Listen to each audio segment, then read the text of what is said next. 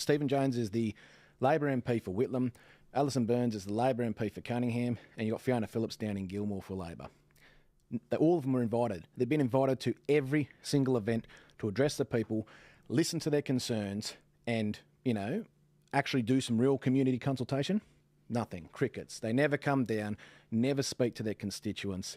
And it just goes to show you how they just look down on the local communities they're meant to represent. They do not care about them, and their arrogance just shines through. I mean, at the very least, they could come down and try and push why they think it's a good idea and what it's going to bring to the community. They don't even do that. They completely ignore it. But this is what they do down there. Ignore the people. Don't build them infrastructure. Don't build them anything that brings them an opportunity. No jobs, no prosperity.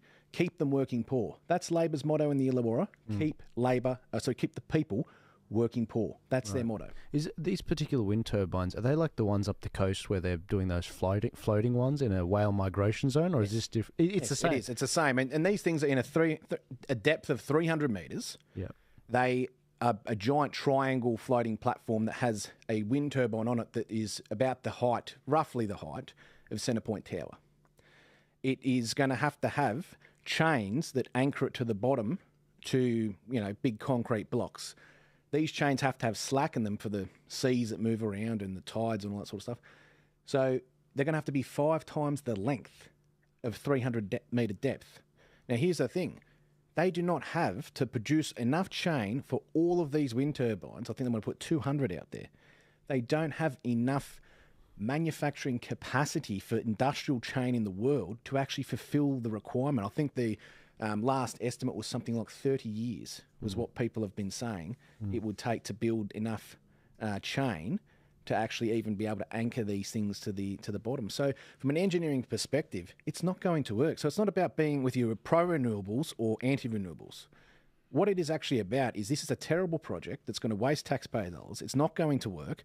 It's going to be a disaster for the community, a disaster for everybody involved.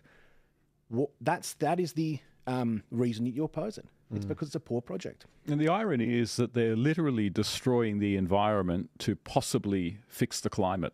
It's really madness when you think about it. I mean, they are literally doing things that if the right had done these kinds of things 20 years ago, they'd be jumping up and down and talking about how it's destroying the actual earth, how you're polluting the ocean, because these things leak a lot of oil as well, how it's going to be terrible for sea life and things like that.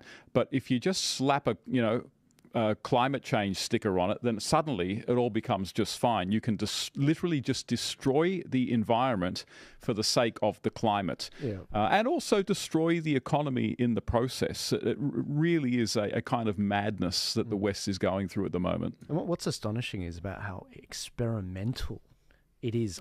On episode 1 of the Ark, we're up at episode 10 now. Episode 1, Craig Kelly was going after Chris Bowen for this particular project. And he was saying, why are we going for something that's way more experimental? There's only one case study of this working anywhere in the world and kind of working. In Europe, near like Norway, this is so experimental. The gale force winds we have from the east coast and sticking it in the middle of a whale migration path. Why? It's actually more experimental than nuclear. And it's way more experimental than coal. And, Cessnock being a massively, heavily reliant sort of area on that industry. Quinton, what's your thoughts on that? Well, I've got a good friend, Mark Watson, over in Port Stephens that I think you might know, actually. Yeah, good bloke, Mark. Yeah, he's heavily involved in a campaign against the wind farms there, mainly because the community there opposes all the negative impacts on the environment that they feel it would have. It's... Port Stephens is a beautiful tourist town. And Chris Bowen was there telling people that this is not a debate. It's happening. So, yeah. Same as your other guest there. Sorry, I forgot his name. Sorry, Ben Britton. I don't know what's wrong with these areas, either in Newcastle or in Wollongong. For some reason, they want to try these experimental things, as well as smart cities, as well as all these sort of projects to surveil people.